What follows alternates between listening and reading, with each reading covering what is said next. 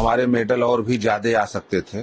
जो 6 मेडल भारत देश को आए हैं, वो 6 मेडल अकेले कुश्ती ला सकता था। कुश्ती पिछले 18, 15, 16 महीने जो डिस्टर्ब रही, उसकी वजह से इतना मेडल नहीं आ पाया।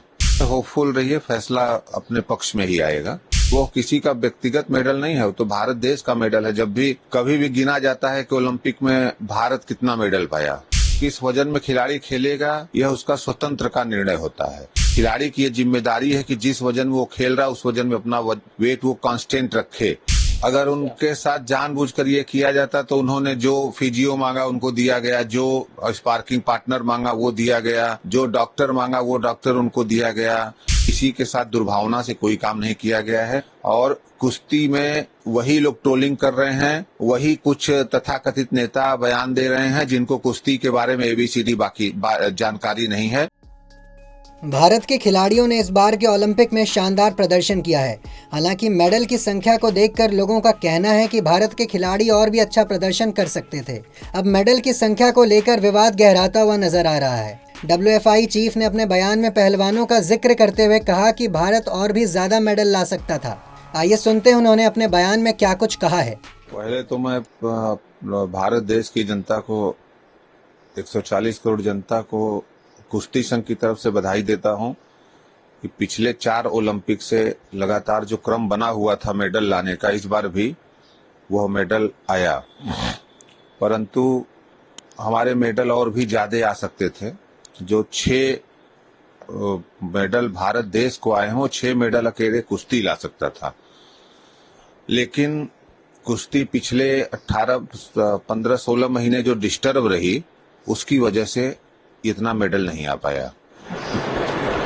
सर, दिनेश फोगाट मामले में, सिल्वर मेडल मामले में फैसला आना था कल, जो कि अब टल गया है, तो आप लोग किस तरीके से उसमें होपफुल रहिए, फैसला अपने पक्ष में ही आएगा।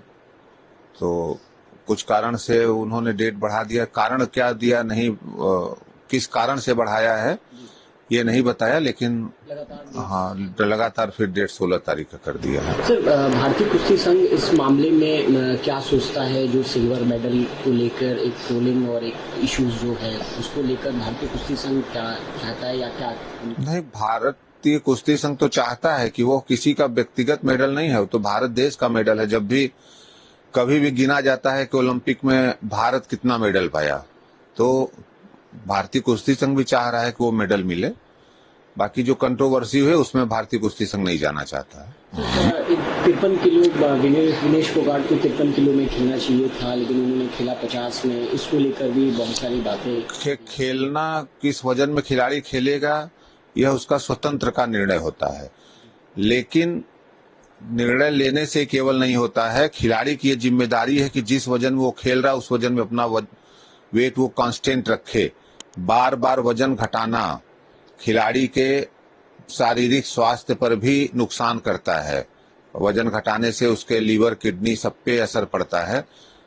तो वो खिलाड़ी का निर्णय है, लेकिन उसी वजन में हर खिलाड़ी को खेलना चाहिए, किसी भी गेम का हो जिसमें वो अपना वजन हमेशा कांस्टेंट रख सके। किलो 50, 100, 200 इतना का अंतर है तो कोई फर्क नहीं, लेकिन अपने वजन में ही खेलना चाहिए।